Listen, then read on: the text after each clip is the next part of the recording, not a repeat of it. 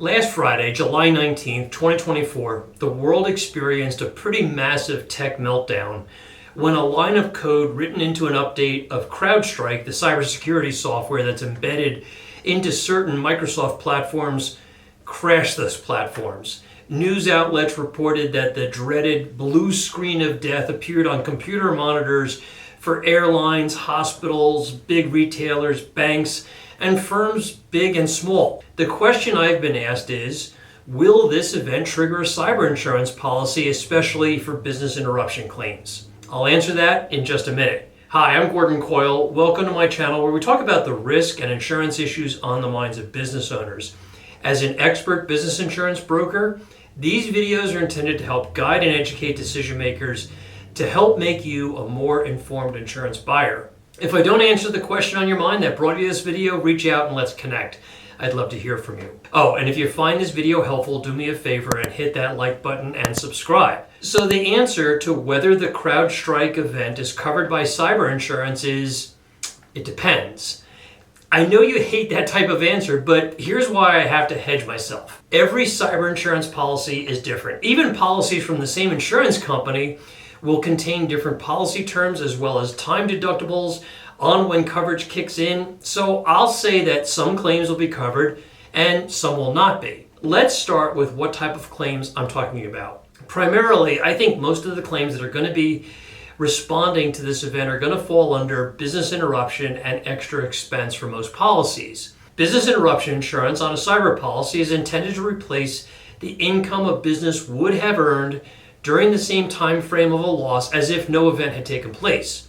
So if a company earns $100,000 a day and they were inoperable for 5 days because of this, they would have a claim of $500,000 less any deductible, which is usually stated in hours or days. Common time-based deductibles on cyber policies for this coverage section are usually 8 to 12 hours, with some policies having a 24-hour deductible. Deductibles for larger firms may also include a dollar deductible in addition to the time-based deductible. The extra expense portion of this coverage is intended to reimburse the insured for reasonable and additional costs that were needed to be spent to avoid or minimize the business interruption claim.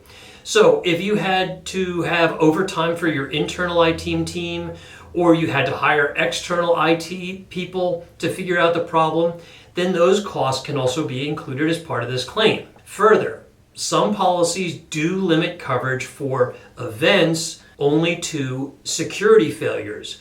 The CrowdStrike situation would not be considered a security failure, but is a, quote, system failure. Many cyber policies do include coverage for system failure, but the scope of that coverage can also be limited by endorsement. Again, illustrating how different cyber insurance is from one policy to the next. The big point here is that if you suffered a loss of income due to the CrowdStrike event and you have cyber insurance, the first thing you should do is look at your time deductible. Did your loss exceed that deductible? Second, was the loss significant enough to be worth filing a claim over? If the answer is yes and yes, then I would put your insurer on notice immediately. Failure to report potential claims is the most common reason for having a claim denied. If you're not sure what your time deductible is, ask your broker and get their advice on how to proceed. What if you don't have cyber insurance and you did suffer a loss of income? It's a good question, and here again the answer is, it depends.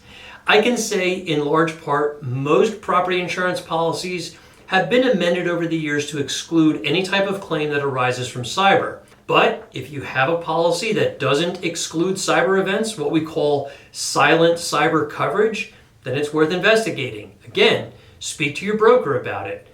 Last point, if you don't have cyber insurance, don't continue to wait for a disaster to strike.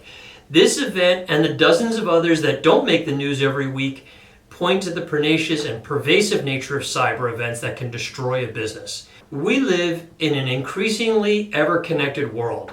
You could have the most bulletproof systems, but a typo in a line of code can bring your systems down. A bad click or keystroke by an employee can explode a virus or a ransomware attack on your network. A silly social engineering scheme perpetrates a wire transfer fraud. In all of these examples, cyber insurance can prevent your business from being financially destroyed. Cyber insurance is affordable and readily available. If you'd like to explore your options for cyber coverage, give us a call or complete the contact form on our website.